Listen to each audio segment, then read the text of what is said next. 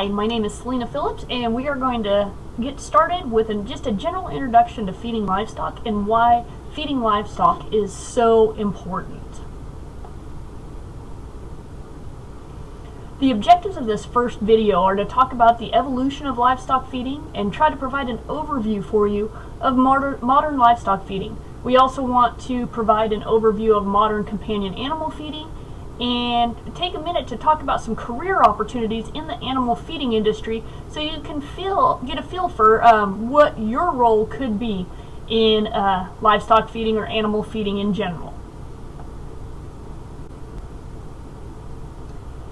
Animal feeding has evolved with societies as we think about how humans have evolved. There's been a shift in the population from that nomadic culture where people were hunter-gatherers and followed and moved with the animals and moved with those wherever the food sources were at, to more of an agrarian culture, meaning they stabilized in one location, they began to plant crops, domesticate animals, and that ultimately led to a shift in that to an urban culture.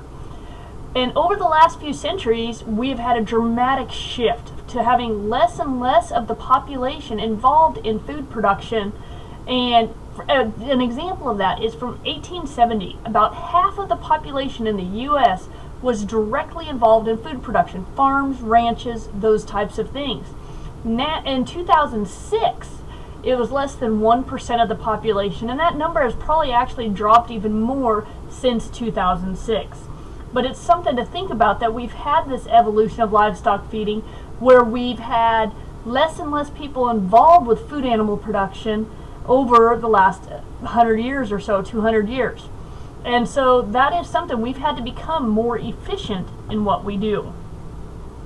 Professor Atwater in 1878 had it right when he talked about the right feeding of stock is not merely a matter of so much hay, grain, and roots, but rather of so much water, starch, gluten, etc., of which they are composed. In that first paragraph, Atwater's talking about it's not so much how much hay or grain we're giving them, but making sure the animals get the right nutrients. Understanding what that animal really needs to make sure we feed them as efficiently as possible. And so his second paragraph is talking about using fodder economically. Fodder meaning feed. We just need to mix and deal it out with a ration that can contain just the amount of those various nutrients needed for maintenance and for whatever form of production is required. The reason I show you guys this statement from Atwater is written in 1878, but it is true no matter what type of animal we're feeding. If we're feeding companion animals, I have 2 dogs which you will hear about throughout this semester, but it's not so much about getting them a food as making sure that food has the right amount of protein, carbohydrates, fiber sources, fat, etc. that they need. And so that's what it's about. And we don't only want to just maintain animals, we usually ask for some level of production, whether it is growing, whether it is to reproduce, to have a baby, raise that offspring through weaning, or to be pregnant, those types of things. We can think about performance animals where we ask them to exercise, run, such as race horses, performance horses. Companion animals, we even ask, some of them have higher activity levels that we need to support. So it doesn't matter what type of animal we're feeding. Atwater's statement is pretty spot on for what we do. Over the last 100 years or so, livestock have been selected for increasing production in response to consumer demand for our products. The consumer wants a specific type of product, and so they want lean meat that is healthy and safe. And so we have responded as livestock producers. We have selected animals that are able to do that. And in part of these challenges, our land area to raise livestock has been decreasing. So we have seen a shift into confined animal feeding and more concentrated scenarios because of that. And we also have seen an increased amount of alternative feeds being fed. Traditionally, corn has been a staple in livestock production, but with the increasing corn prices due to increased ethanol production, we have started utilizing other feedstuffs that are byproduct feeds, such as distillers' grains or brewers' grains, almond hulls, other things. And feed is the largest expense for producers. So we want to make sure that we're efficient, not just biologically, but economically as well. And how can we cheapen up feed costs for livestock producers? The book actually provides a couple of examples of how the industries have evolved since probably the mid-60s to today to be more efficient. And if you take a look at what we have on this slide talking about feed efficiency in poultry, if you take a look at in 1965, it took about just over 3 pounds of feed to put on 1 pound of gain in poultry. In that time, we have decreased that number to be somewhere probably around 2.2. And so we have been able to cut off over probably about 1 pound of feed that we've had to feed a bird to be able to increase weight gain 1 pound. That can have a tremendous economic impact when you talk about how many broilers are raised in the U.S. to provide meat. We're talking millions upon millions of birds, and so that can have a huge impact for producers. Another example that the book gave on the dairy industry shows how we have improved the efficiency of animal production in terms of pounds of milk production. So for example, in 1965, cows were producing about 9,000 pounds of milk per year. Now the average dairy cow is producing over double that at about 20,000 pounds of milk per year.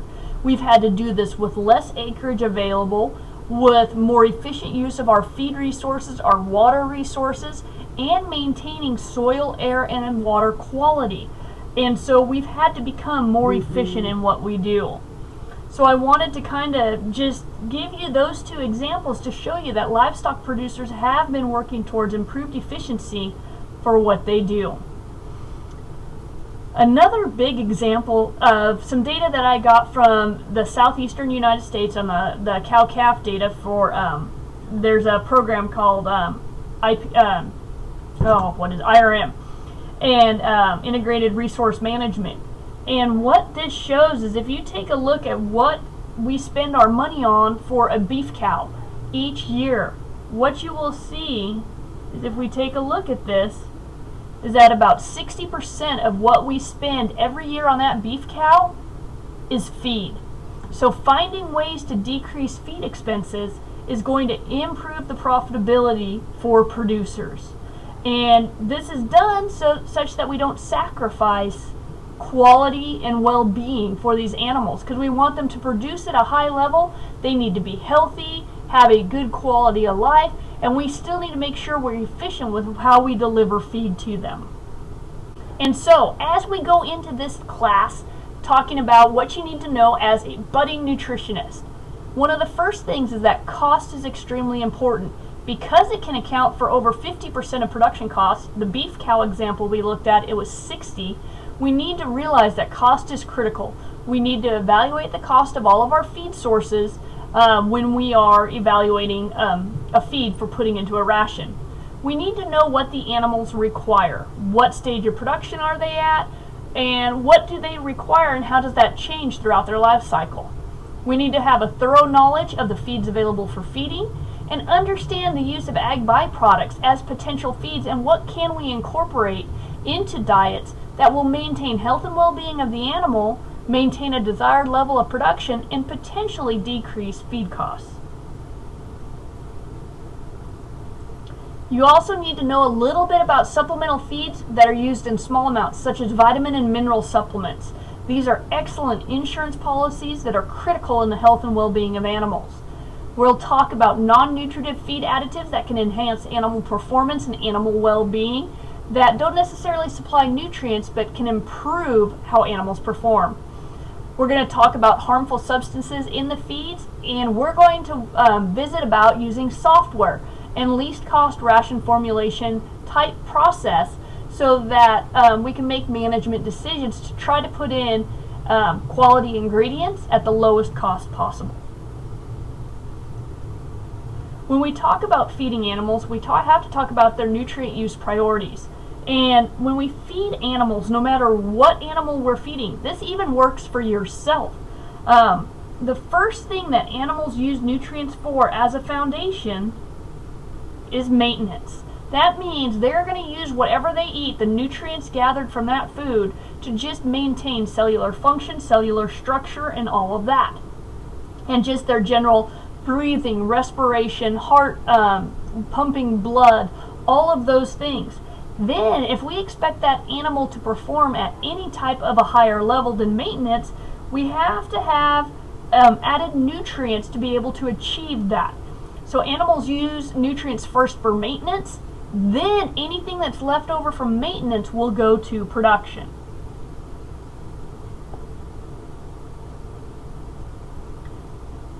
As we go throughout the semester, we are going to hit a lot of topics, because to be an applied nutritionist and get into the concepts of feeding animals, no matter what species, we're going to have to consider math, chemistry, ecology, production, biochemistry, biology, economics. All of these different fields come into play in being an applied nutritionist, and that's part of what I love about nutrition, is because it blends so many different fields, and it makes it kind of fun and exciting, because you have to dabble in quite a few different things to be a quality nutritionist, and it makes it fun for me because it's always changing and it's never the same. Kind of leaving you with a take-home message: animal feeding is an evolving process. We're talking about feeding a growing world with less resources, and so we've got to be more efficient. You've got to have a background in a lot of different disciplines to be an applied feeder, and good nutrition is critical to achieving production goals and animal health and well-being, and that's going to be kind of what we focus on as we move throughout the rest of the semester. Thanks.